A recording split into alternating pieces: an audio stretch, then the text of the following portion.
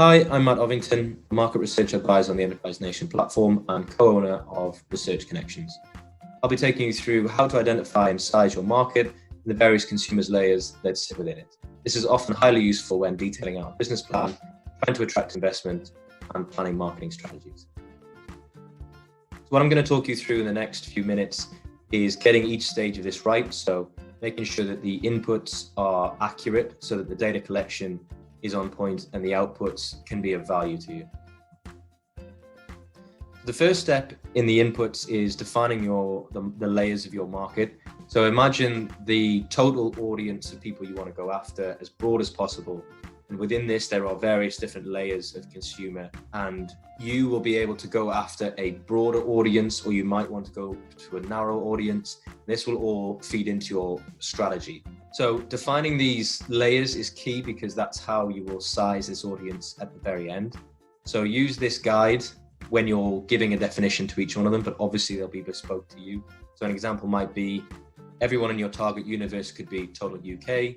People who could purchase your brand will be people with a prerequisite, such as people of legal drinking age, people of a certain income, people who already own a car, and then people who could purchase and currently buy something similar. So those who are already in the category, already own something. People who could purchase your product or service and would consider it. We'll come to that in a minute. And then your purchasers, assuming that you're already in the market. So the first step is writing your questionnaire.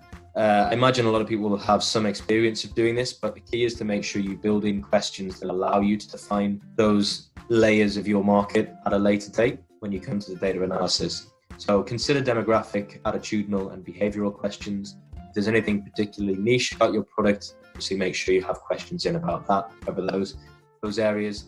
And the challenge for anybody who's got a new product or service is that layer 4, so gathering consideration for what you're pushing out.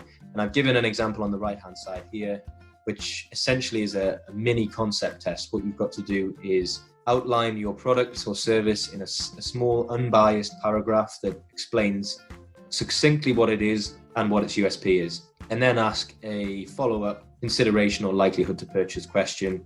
You can make that a 5-point scale or a 4-point scale by removing the middle option if you want it to be more ruthless, so like or dislike, would consider, would not consider.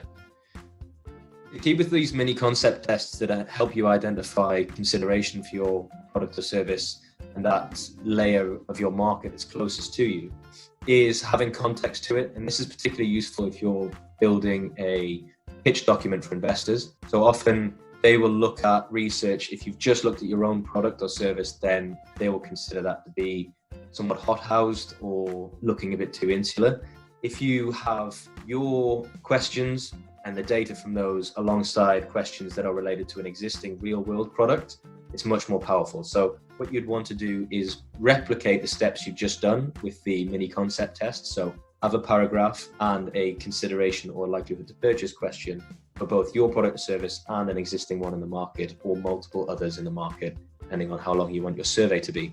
What that means is you can say, oh, well, mine performs X in terms of consideration, whereas something that already sells X number of units per year is performing Y. So it gives an investor a more tangible understanding of the value of your product.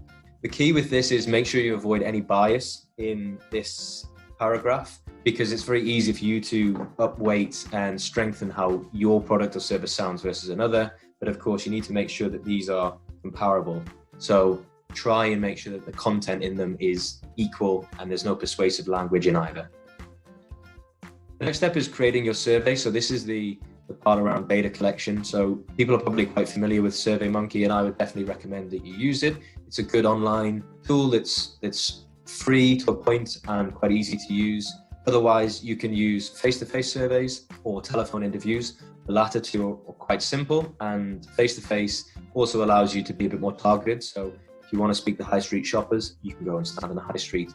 The key with those latter two data collection methods, though, is I imagine you'll probably be conducting that research.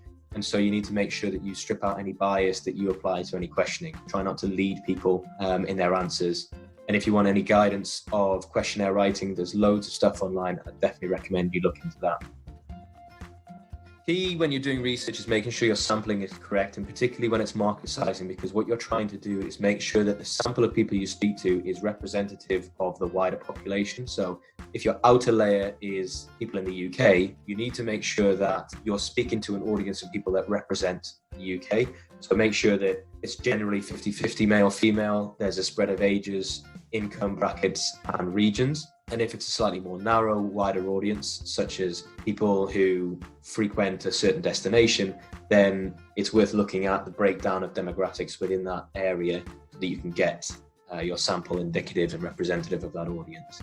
Secondly, you need to make sure that your sample is large enough so that it can statistically and reliably represent that wider audience. If you ended up speaking to 5 people, you could imagine that their responses might differ from the next 5 people and the next 5 people. So you need to make sure that your base size is large enough so that you capture as many data points that are generally representative, that if you survey that number of people again, you get the same answers. A rule of thumb is, particularly with market sizing, the bigger the better, but don't go any lower than 100 people.